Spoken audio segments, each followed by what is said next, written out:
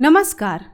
मैं गौरी भारती आज कक्षा 12वीं के आरोह भाग 2 की कविता कविता के बहाने पढ़ाने जा रही हूँ। इस कविता के कवि हैं कुंवर नारायण जी। तो चलिए कुंवर नारायण जी के बारे में कुछ पढ़ लेते हैं। कुंवर नारायण आधुनिक हिंदी कविता के सशक्त हस्ताक्षर हैं।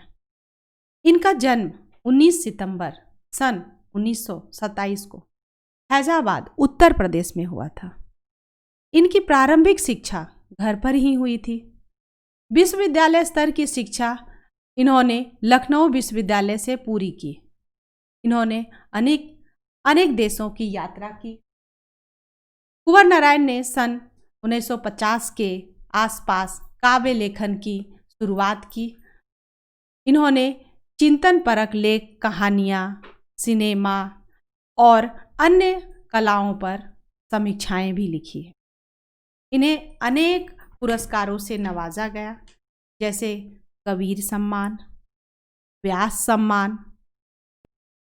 इन्हें अनेक पुरस्कारों से नवाजा गया, जैसे कबीर सम्मान, व्यास सम्मान, लोहिया सम्मान, साहित्य अकादमी पुरस्कार, ज्ञानपीठ पुरस्कार तथा केरल का कुमारन आसन पुरस्कार आदि।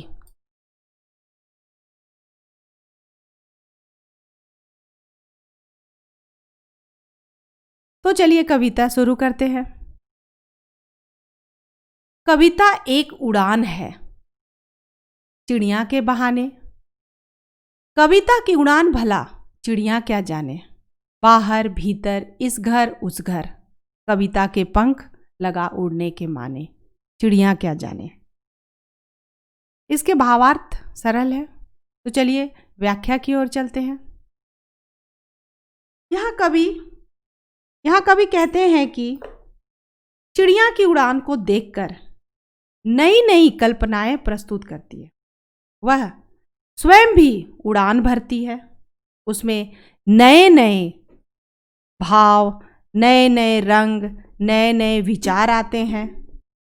कविता की उड़ान इतनी ऊंची होती है कि बेचारी चिड़िया उसका और छोर नहीं जान पाती। कविता का विस्तार चिड़िया की समझ से परे है।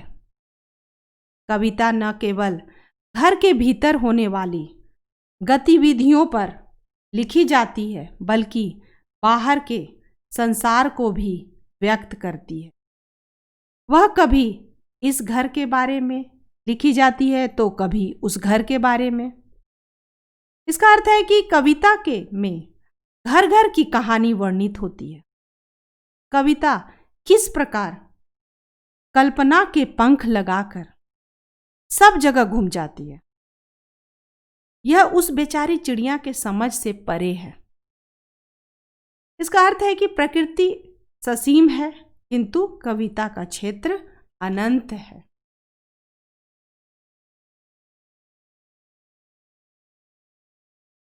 अगर इस पंक्ति का भाव सौंदर्य देखें तो भाषा की विशेषता है कि यहाँ पर मानवीकरण अलंकार है। चिड़िया से मानव की तरह ज्ञान की उपेक्षा की गई है। यह कविता न तो गेय है न छंदबद्ध है। इसमें तुकांता और भाव की लय का अनूठा योग है। बहाने जाने माने तुक से कविता में प्रभाव आ गया है। भाषा अत्यंत सरल और सुगम और प्रभावमयी है। तो चलिए दूसरी पंक्ति की ओर चलते हैं। कविता एक खिलना है फूलों के बहाने। कविता का खिलना भला फूल क्या जाने, बाहर भीतर इस घर उस घर, बिना मुरझाए महकने के माने, फूल क्या जाने। तो यहाँ महकना का अर्थ होता है सुगंध। यहाँ कवि कहते हैं कि कविता फूलों को खिलता देखकर खिलती है, पल्लवित होती है और पुष्पित होती है। उसमें नए नए रंग, भाव और सौंदर्य भर आते हैं, परंतु फूल बेचारा ससीम है। वह कविता को सुगंध और सौंदर्य से तो भर देता है, किंतु कविता के खिलने को नहीं समझ पाता। उसका बोध सीमित है। फूल तो बेचारा एक दिन गंध रहित हो भी जाता है, किंतु कविता किस प्रकार बिना मुरझाए महकती रहती है। वह घर के भीतर और बाहर हर घर द्वार पर अपनी भाव सुगंध बिखराती रहती है। इस बारे में बेचारा फूल कुछ नहीं जान पाता। वह तो बस सुगंध से भरना और फिर एक दिन झर जाना, इतना ही जानता है। सौंदर्य बोध संबंधी प्रश्न देखते हैं तो भाव सौंदर्य अगर देखें तो कविता और फूल की तुलना बहुत ही मनोरम बन पड़ी है। कविता की तुलना में फूल कितना बेचारा है, ससीम है, कविता कैसी अनंत है, यह दिखाने में कवि पूर्णतया सफल है। कविता का खिलना भला फूल क्या जाने में काकू वक्रोक्ति है, इसमें फूल को बेचारी का तिरस्कार है।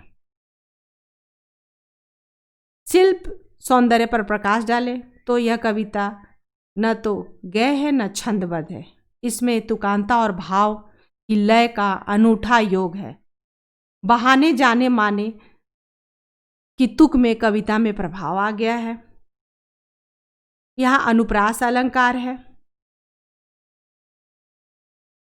तो चलिए अगली पंक्ति की ओर चलते हैं। कविता एक खेल है बच्चों के बहाने।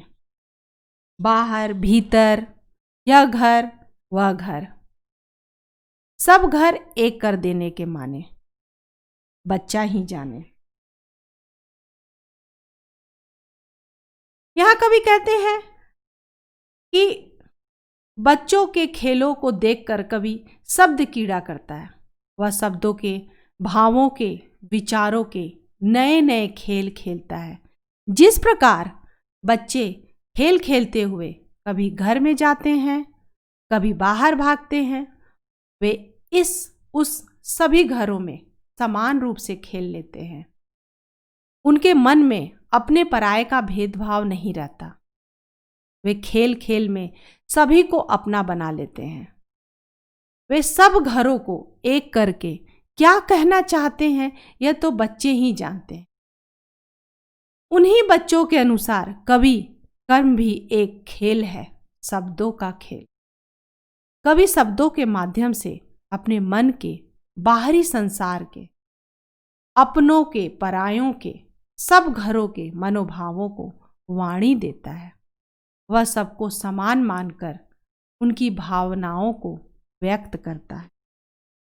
यहाँ सौंदर्य संबंधी प्रश्नोत्तर देखते हैं तो सब घर एक कर देने के माने, बच्चा ही जाने।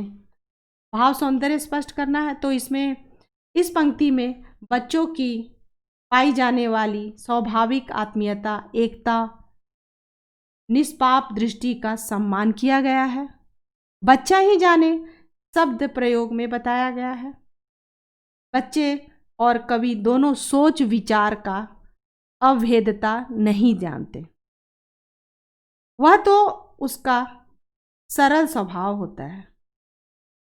भाव सौंदर्य स्पष्ट करने अगर देखा जाए तो कवि ने बच्चों को कीड़ा और कवियों की कीड़ा दोनों को समान रूप से समान दिया है। दोनों अपने पराये का भेद भूलकर आनंद कीड़ा करते हैं। शिल्प सौंदर्य पर प्रकाश डाले तो यह कविता न तो गय है न छंदबद्ध। इसमें तुकांता और भाव की लय का अनूठा योग है। बहाने जाने माने तुक की कविता में प्रभाव आ गया है। भाषा अत्यंत सरल, सुगम और प्रवाहमयी है। कविता के बहाने कुंवर नारायण जी के द्वारा लिखी गई एक प्रसिद्ध कविता है। कविता के बहाने यह एक यात्रा है जो चिड़िया, फूल से लेकर बच्चे तक की है। एक और प्रकृति है तो दूसरी ओर भविष्य की ओर कदम बढ़ाता बच्चा। कहने की आवश्यकता नहीं है कि चिड़िया की उड़ान की सीमा है। फूल के खिलने के साथ उसकी परिणति निश्चित है, लेकिन बच्चे के सपने असीम है। बच्चे के खेल में किसी प्रकार की सीमा का कोई स्थान नहीं होता। कविता भी शब्दों का खेल और शब्दों के इस खेल में जड़ चेतन, अतीत, वर्तमान और भविष्य सभी उपकरण मात्र हैं। इसलिए जहां कहीं रचनात्मक ऊर्जा होगी, वहां सीमाओं के बंधन खुद ब खुद टूट जाते हैं। वो चाहे घर की सीमा हो, भाषा की सीमा हो या फिर समय की क्यों ना हो। अतः कभी भी अपनी बात को कहने में भी किसी तरह की सीमा के बंधन में नहीं फंसते हैं। वे बच्चों की तरह सभी को साथ लेकर चलते हैं। वे सारे संसार को अपना मानता है, सबको आत्मीय मानते हैं। कविता कवि की लेखनी से युगों युगों तक विकास पाता है। अपनी जीवंतता के कारण कविता पाठकों के विचारों को महकाती रहती है। अतः कविता बिना मुरझाए युगों तक खिली हुई महकती रहती। आशा करती हूँ कि आपको यह कविता समझ में आ गई होगी। धन्यवाद।